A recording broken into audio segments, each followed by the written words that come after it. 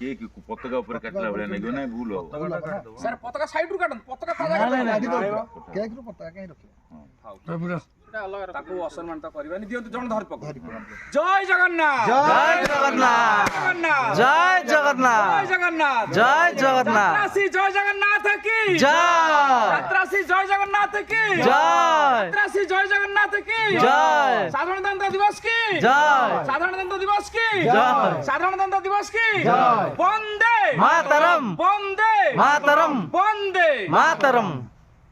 ହଉ ଆଜି ହେଉଛି ଗୋଟେ ଖୁସିର ଦିନ ଯାତ୍ରା ଶ୍ରୀ ଜଗନ୍ନାଥର ଆଜି ହେଉଛି ଶୁଭ ଉଦ୍ଘାଟନୀ ଦିବସ।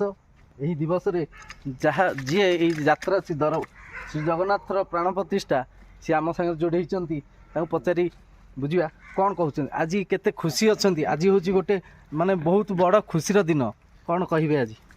ଆଜି ବହୁତ ଗୋଟେ ଖୁସିର ଦିନ, ଯାତ୍ରା ଜଗନ୍ନାଥର ଆଜି ଉଦ୍ଘାଟନୀ ଉତ୍ସବ। ଏ ଉତ୍ସବରେ ଯାତ୍ରା ଜଗନ୍ନାଥର ସମସ୍ତ କଳାକାର ତଥା ନିର୍ଦ୍ଦେଶକ ବିଶ୍ୱଜିତ ବିକ୍ରମ ମହାପାତ୍ର ଆଜି ଆମ ସହିତ ଯୋଗ ଦେଇଛନ୍ତି। ଆମେ ବହୁତ ଉତ୍ସାହିତ ଅଛୁ। ଆମେ ଆଶା କରୁଛୁ ଆଗାମୀ ଦିନରେ ଯାତ୍ରା ଜଗନ୍ନାଥ ସଫଳ ରୂପାୟନ ଦେବ। ନିହାତି ଭାବରେ ପ୍ରଭୁ ଜଗନ୍ନାଥଙ୍କ ପାଖରେ ଏତିକି ପ୍ରାର୍ଥନା, ଯାତ୍ରା ଶ୍ରୀ ଜଗନ୍ନାଥ ଏମିତି ଆଗକୁ ଆଗକୁ ଯାଉଥିବା ଆମ ପାଖରେ ଅଛନ୍ତି। ଯିଏ ଏଇ ଯାତ୍ରା ଶ୍ରୀ ଜଗନ୍ନାଥର ନିର୍ଦ୍ଦେଶକ ବିକ୍ରମ ମହାପାତ୍ର ସାର୍, ସିଏ ଆମ ପାଖରେ ଆଜି ଉପସ୍ଥିତ ଅଛନ୍ତି। ଯାହା ହଉ ବହୁତ ଦୂରରୁ ହେଲେ ବି ମଧ୍ୟ ସିଏ ଆସି ଆମ ପାଖରେ ପହଞ୍ଚନ୍ତି। ଆମକୁ ବହୁତ ଖୁସି ଲାଗୁଛି। ଆଜ୍ଞା କ'ଣ କହିବେ, ଆଜି କେତେ ଖୁସି ଅଛନ୍ତି ପ୍ରଥମେ କୁହନ୍ତୁ। ବହୁତ ଖୁସି ଅଛି। ଯାହା ହଉ ମୋର ଟିକେ ସ୍ୱାସ୍ଥ୍ୟ ଅବସ୍ଥା ଯୋଗୁଁ ମୁଁ ପୂର୍ବଥର ଆଙ୍କ ପାଖରେ ନଥିଲି, କିନ୍ତୁ ଏ ବର୍ଷ ଅଛି ଏବଂ ଶ୍ରୀ ଜଗନ୍ନାଥ ପ୍ରତି ମୋର ଗୋଟେ ଦୁର୍ବଳତା ରହିଛି ଏବଂ ଏ ବର୍ଷ ଯେଉଁ ଦୋଳକୁ ଶ୍ରୀ ଜଗନ୍ନାଥ ଯାତ୍ରା ଶ୍ରୀ ଜଗନ୍ନାଥ ପାର୍ଟି ଯାହା କରିବାକୁ ଯାଉଛନ୍ତି ତାହା ସମସ୍ତଙ୍କ ଠାରୁ ଭିନ୍ନ ଏବଂ ସମସ୍ତଙ୍କ ଠାରୁ ଊର୍ଦ୍ଧ୍ୱରେ ରହିବ ବୋଲି ଆଶା ଓ ବିଶ୍ୱାସ।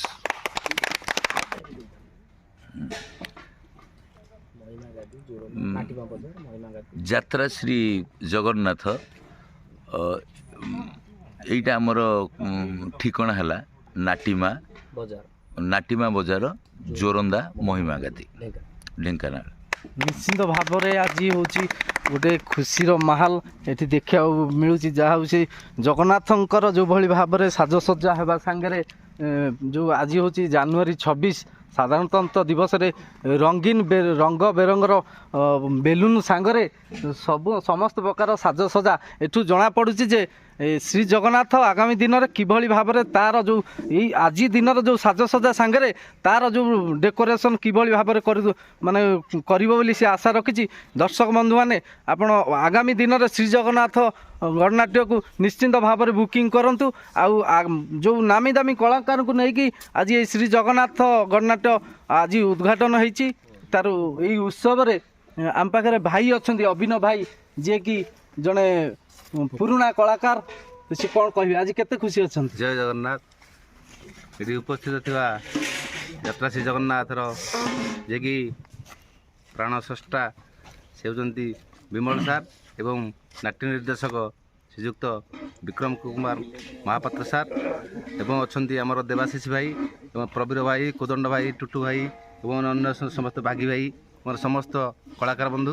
ତେଣୁ ସମସ୍ତଙ୍କୁ ଗୋଟିଏ କଥା କହିବି, ଯାତ୍ରା ଶ୍ରୀ ଜଗନ୍ନାଥ ଆଗକୁ ଆଗକୁ ନିଶ୍ଚିନ୍ତ ଯିବ। ଏହା ହିଁ ମୋର ପ୍ରଭୁ ଶ୍ରୀ ଜଗନ୍ନାଥ ନିକଟ ପ୍ରାର୍ଥନା। ଜୟ ଜଗନ୍ନାଥ।